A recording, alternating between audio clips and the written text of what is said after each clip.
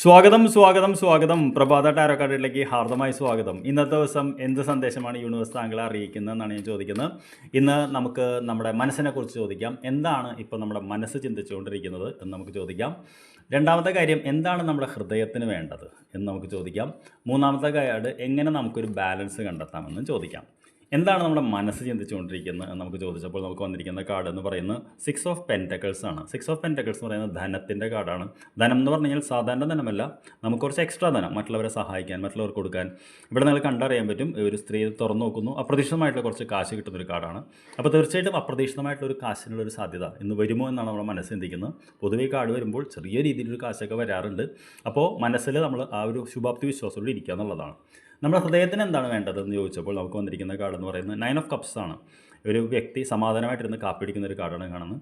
9 of cups എന്ന് പറയുന്ന card ആത്മസംതൃപ്തിയുടെ കാർഡാണ്, സ്നേഹത്തിൻ്റെ കാർഡാണ്. കുറച്ച് മനസ്സമാധാനം, നമുക്ക് വേണ്ടി കുറച്ച് സമയം, അതിൽ നമുക്ക് ഇഷ്ടമുള്ള കുറച്ച് കാര്യങ്ങൾ, ഇതാണ് നമ്മുടെ ഹൃദയം ആഗ്രഹിക്കുന്നത്. സത്യം പറഞ്ഞാൽ കുറച്ച് നമ്മൾ സ്വയം ഒന്ന് ഹാപ്പി ആയിരിക്കുക, എൻജോയ് എന്നുള്ളതാണ്. അപ്പോൾ ഇന്ന് എന്തെങ്കിലും കാശ് കിട്ടുകയാണെങ്കിൽ സ്വയം എന്തെങ്കിലും ഒരു കാര്യം വാങ്ങാനോ ചെയ്യാനോ മറക്കരുത് എന്നാണ് പറയുന്നത്.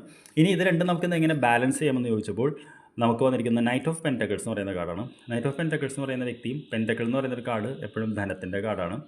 ഈ കാർഡ് നമ്മളോട് പറയുന്നത് എന്താ വെച്ച് കഴിഞ്ഞാൽ ഫോക്കസ് ഓൺ മണി എന്നുള്ളതാണ്. അതായത് ഇന്ന് ചെയ്യുന്ന കാര്യങ്ങളെല്ലാം ഒരു മണി ഓറിയൻറ്റഡ് ആയിട്ട്, അല്ലെങ്കിൽ മണി ഫോക്കസ് ചെയ്താൽ മതി.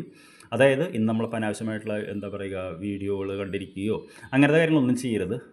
എപ്പോഴും ഇന്ന് നമുക്ക് എന്ത് ചെയ്യാം, ഭാവിയിൽ നമുക്ക് ധനം കിട്ടുന്നത് എന്ന രീതിയിൽ ചിന്തിക്കുക, ഫ്യൂച്ചറായിട്ട് ചിന്തിക്കുക.